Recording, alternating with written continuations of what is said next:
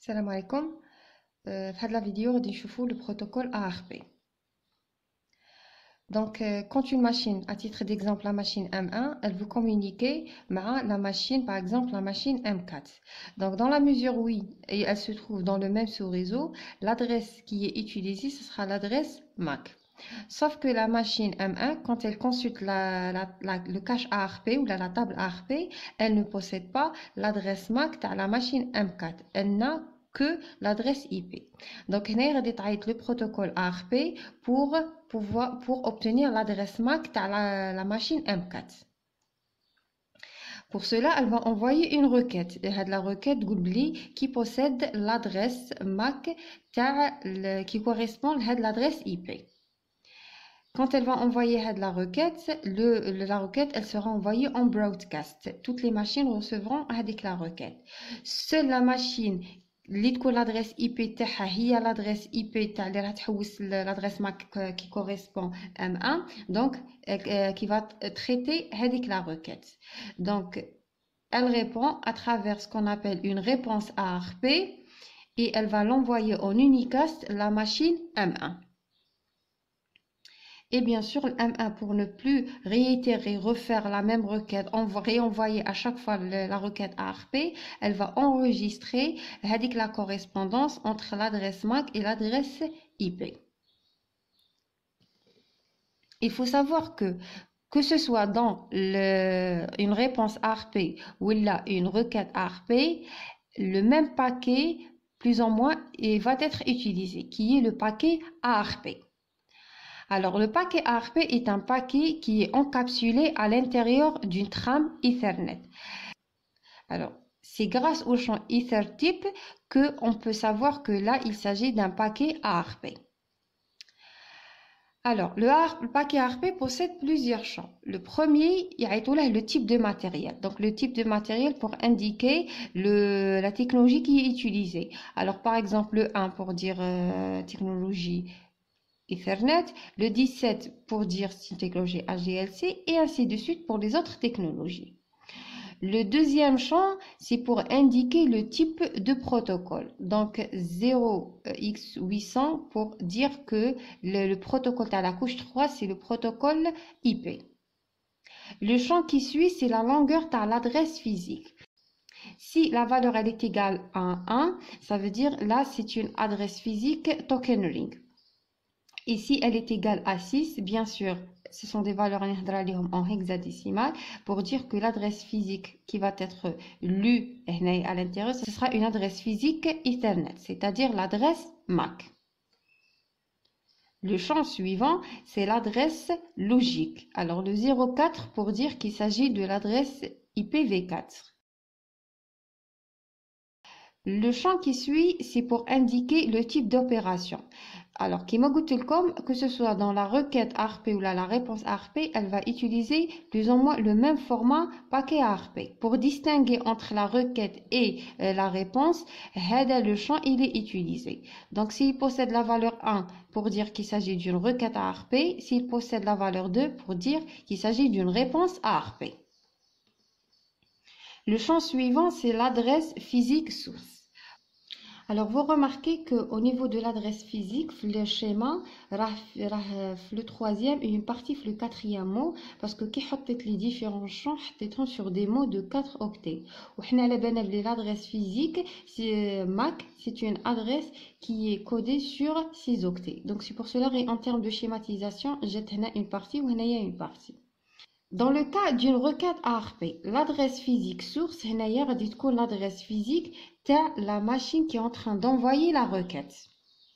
Ou l'adresse physique de destination, dans le cas d'une requête ARP, le champ, toujours la valeur TR, c'est une suite de 0.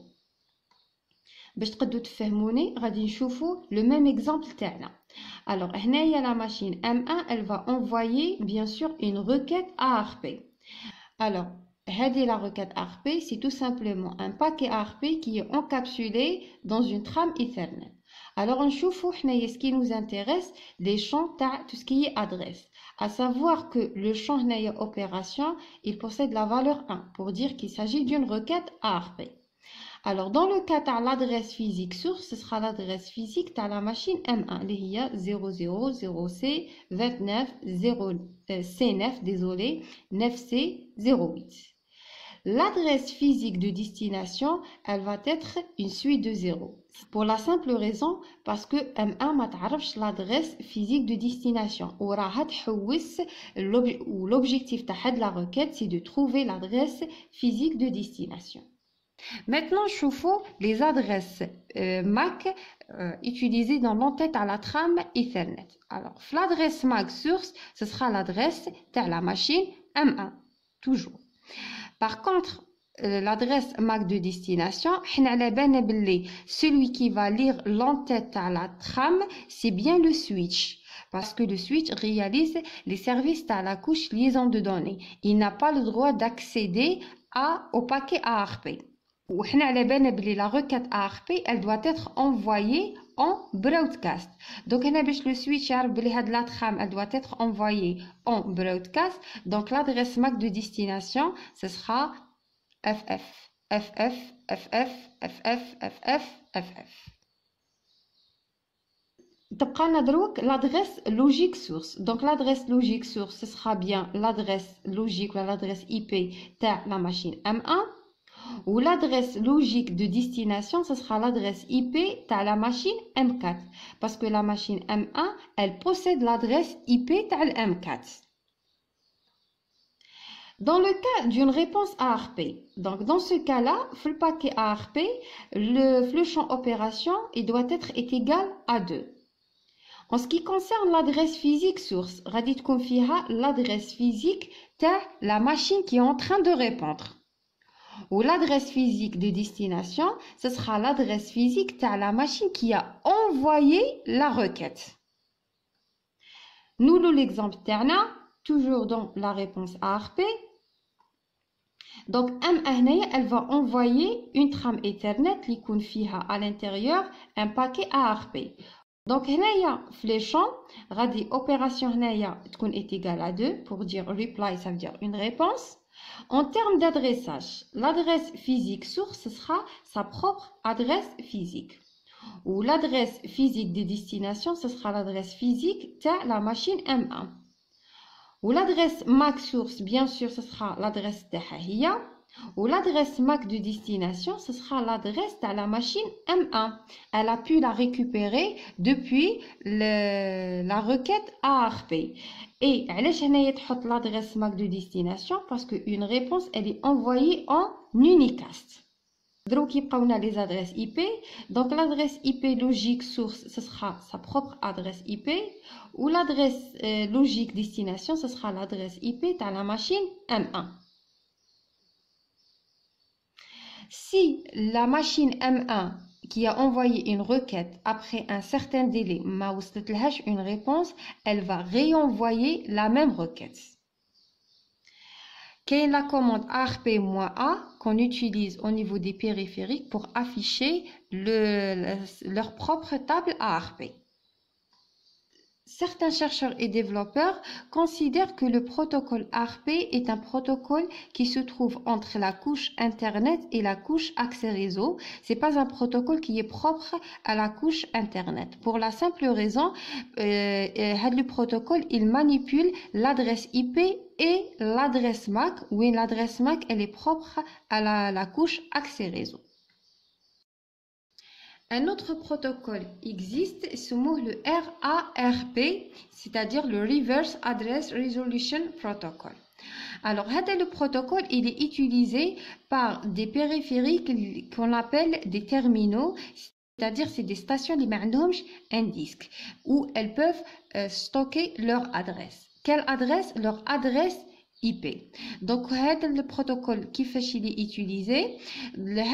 Alors, les stations, elles vont pouvoir obtenir leur adresse IP en communiquant leur adresse MAC.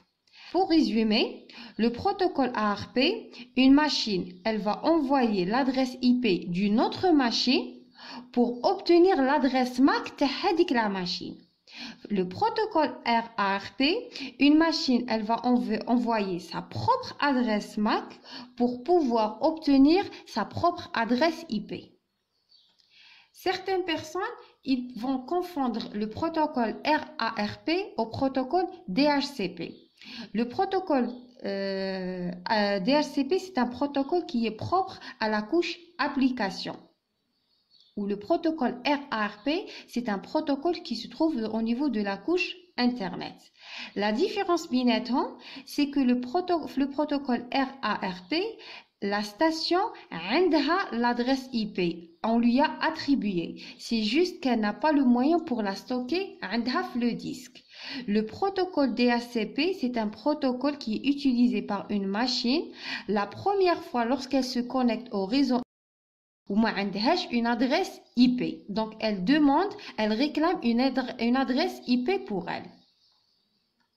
Pour résumer, une station, elle démarre, sauf que l'adresse IP تاعها. Donc, ce qu'elle va faire, elle va envoyer un message ou elle va envoyer une requête en demandant aux autres machines إذا يقدروا يكومونيكيو لها l'adresse IP تاعها, bien sûr en donnant son adresse MAC. La requête, elle va être envoyée en broadcast. Seule une autorité qu'on appelle un serveur RARP qui doit répondre. Alors, le serveur, عنده une base de données ou tout simplement une table مستوكي فيها les adresses IP تاع les stations اللي ما عندهمش un disque اللي يقدروا يستوكيو l'adresse IP تاعهم. Donc, il va envoyer une réponse en indiquant l'adresse IP de la machine et bien sûr, la réponse, elle va être envoyée en unicast. La machine, c'est une station, elle va la stocker dans la RAM, c'est-à-dire la mémoire vive تاعها. Et à chaque démarrage, elle est obligée de refaire ou de réenvoyer la requête RARP. Une variante du protocole ARP existe dans le cas du IPv6, le protocole ND, qui est Neighbor Discovery.